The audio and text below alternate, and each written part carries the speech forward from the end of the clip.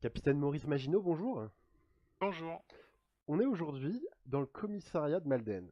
Et pourquoi? Vous avez accepté en fait de répondre à une interview, pardon, à une interview où on va parler de questions qui font un petit peu polémique.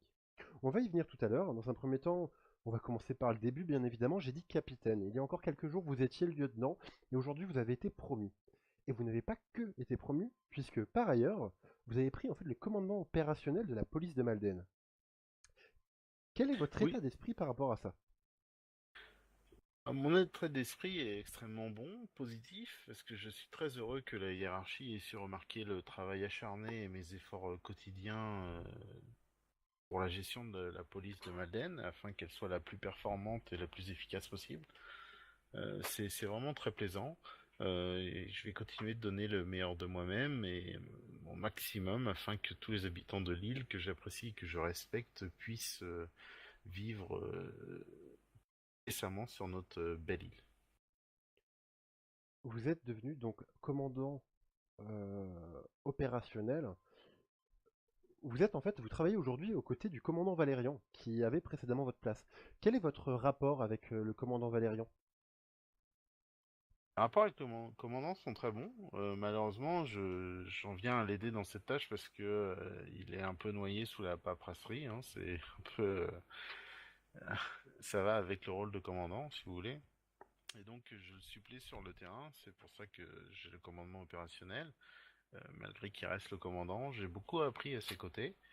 Continue de venir sur le terrain nous épauler régulièrement, mais il n'est pas plus aussi disponible qu'auparavant.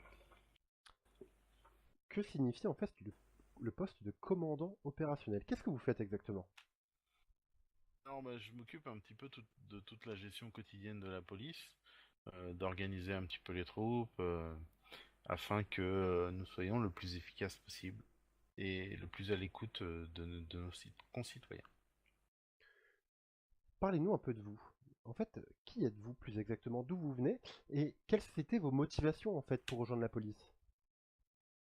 Alors, d'où je viens? Bah, je viens de Métropole, où j'avais une autre vie avant. J'avais engagé un tour du monde en voilier. Suite à une tempête, je me suis retrouvé échoué sur l'archipel de Tanoa. Ensuite, j'ai commencé à travailler dans la police. Pour moi, c'était une deuxième chance. C'était quelque chose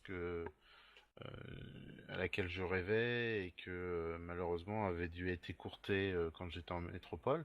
Et donc, c'est vraiment pour moi une deuxième chance. Si vous voulez, c'est mon rêve américain à la française, quoi. Un nouveau départ. C'est pour ça aussi que je fais honneur à cette chance et que je donne mon maximum pour la police et pour les concitoyens de l'île. Vous êtes un petit peu en exemple en fait, puisque si j'ai bien compris, vous m'avez dit avant l'interview que vous étiez arrivé il y a 5 mois. 5 mois pour devenir commandant opérationnel, c'est court, c'est un parcours un petit peu exceptionnel. Que diriez-vous aujourd'hui aux personnes qui essayent, qui souhaitent en fait rentrer dans la police, mais qui hésitent un petit peu? Je leur dirais de s'engager. C'est vraiment un corps composé d'hommes vraiment exceptionnels. Je suis vraiment fier d'eux, du travail qu'ils accomplissent tous les jours. Et si on veut, on peut arriver à tout, à force de travail, de rigueur, voilà, et de d'être proche de la population, de leur expliquer qui on est, ce qu'on fait, etc. D'être toujours à l'écoute. Je pense que c'est aussi ça qui m'a permis de progresser, c'est que j'ai su être à l'écoute à la fois des hommes et aussi des concitoyens. On parle de l'île de Malden, c'est une belle île où il fait toujours beau, qui est magnifique avec des personnes géniales, mais voilà, il y a une tâche sur cette île. Que dire une tâche? Plutôt quelque chose qui vient gâcher un petit peu ce bonheur, entre guillemets. Il y a en fait de nombreux groupuscules sur cette île, et depuis peu, ces nombreux groupuscules posent des propagandes anti-gouvernementales et contre les forces de l'ordre. Qu'en pensez-vous et que diriez-vous à la population à ce sujet? Tout d'abord, je leur dirais de ne pas s'inquiéter. On est vraiment là, dévoués corps et âme à leur protection. Ensuite, je vais vous raconter une petite anecdote. Il y a quelques jours de cela, j'étais près du restaurant Le Trésor des Mers. Vous savez, c'est le restaurant qui se trouve à Le Port, géré d'une main de maître par le couple de Monsieur Keguiner et de Madame Ray. J'étais là-bas parce qu'on avait un signalement d'individus armés, d'un groupuscule qui se fait appeler la milice. Ces individus se sont retrouvés en train de mitrailler le camion de Madame Rain, euh, et puis de la frapper, de la menotter et de l'interroger vigoureusement. Elle a même été fouillée. Madame Rain. Ces mêmes groupes veulent vous faire croire monts et merveilles, contrairement à par rapport à la protection des citoyens, etc., en viennent à frapper des femmes, à mitrailler leurs camions. On ne peut pas avoir la même conception de l'aide aux citoyens. Parce que certes, nous, à la police, nous devons parfois mettre des amendes, un petit peu rigoureux, rappeler à l'ordre, notre travail. Mais on fait ça à la fois pour que tout le monde s'entende et que la population vive dans un climat sain. Et c'est à ces groupuscules qui véhiculent... comment vous expliquer? Ces groupuscules véhiculent des images qui sont négatives. Ils mentent. Ils mentent constamment. Ils vous expliquent que la police fait ci, la police fait ça. Mais d'une part, ce n'est pas vrai, et d'autre part, ils font pire. Qu'est-ce qu'il y a de pire pour un homme armé que de frapper une femme désarmée? Où est l'honneur? Où est l'honneur? Je ne sais pas. Toujours est-il que nous, dans la police, nous sommes honorables et nous faisons notre travail, comme je vous l'ai dit, au maximum de nos capacités. Pourquoi je peux vous raconter cette anecdote? Parce que je me trouvais derrière un petit muret, pas très loin du restaurant, où j'étais là. Je rongeais mon frein de ne pas pouvoir intervenir pour aider Madame Rain, parce qu'on voulait pas envenimer la situation. On voulait pas qu'elle risque de prendre une balle. C'est ça le travail de la police, c'est aussi parfois de ranger son frein. On a beau nous dire qu'on est des cow-boys, etc., mais les cow-boys, ils sont en face. Les cow-boys, ce sont la vendetta. Et, sur leur tract, vous proposent de régler les choses de manière violente. Qui sont ces gens? Quel honneur ont-ils? Voilà, moi, ces groupuscules, voilà, promettent toujours monts et merveilles, mais au final, ce ne sont que des vauriens. Vous nous avez parlé du coup d'une affaire qui s'est passée au Trésor des Mers. Il y a une autre affaire qui fait justement polémique actuellement, et j'aimerais bien avoir votre avis là-dessus. Vous vous en doutez, on parle de la prise de la rivière, de la ville de la rivière, par la Alba Negra. Beaucoup de civils en fait attendent des explications de la part de la police, et les groupuscules s'en sont évidemment servis pour dénigrer les forces de l'ordre. Qu'avez-vous à dire à ce sujet? Pouvez-vous nous expliquer exactement ce qui s'est passé? Tout d'abord, j'ai envie de vous dire félicitations.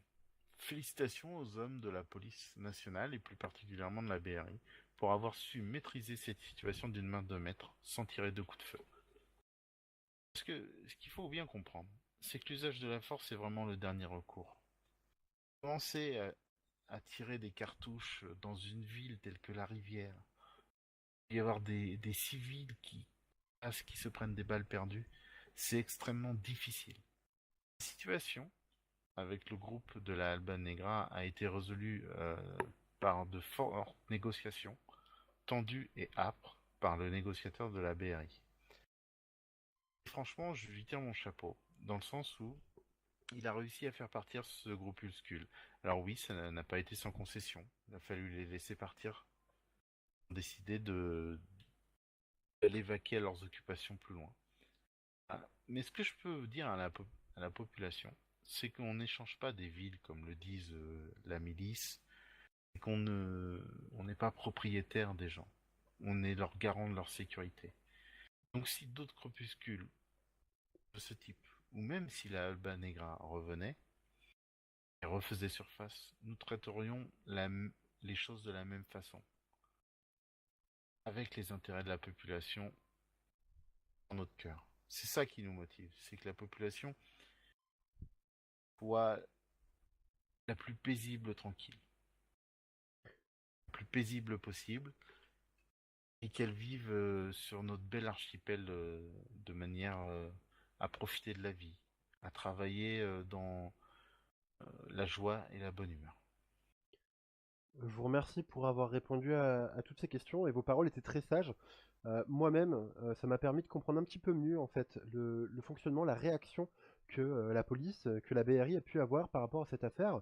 Est-ce que là, maintenant, vous aviez quelque chose à rajouter? La caméra est à vous, vous dites ce que vous voulez. Et je vais rajouter juste ça. Je vais m'adresser directement à ces groupuscules. Pas parce que nous sommes garants de la sécurité des citoyens que nous ne serons pas capables d'utiliser la force et la maîtrise nécessaires afin de les arrêter. Donc qu'ils réfléchissent bien à leurs actions. Voilà, je vais pas rajouter grand chose d'autre. Je pense que le message est passé. Et si, je vais quand même rajouter une dernière chose, c'est que si vous, citoyens, vous avez besoin de venir me parler, je suis toujours à l'écoute. Certains d'entre vous ont déjà pu avoir affaire à moi quand ils ont eu des remarques à faire à propos de certains policiers. Je les ai toujours écoutés. Je recadre toujours mes effectifs dans le bon sens. N'hésitez pas à venir me voir. Et je vous remercie pour votre interview. Je vous remercie aussi, capitaine Maginot. Et puis on se quitte sur ce petit coucher de soleil, encore une fois sur cette belle île de Malden.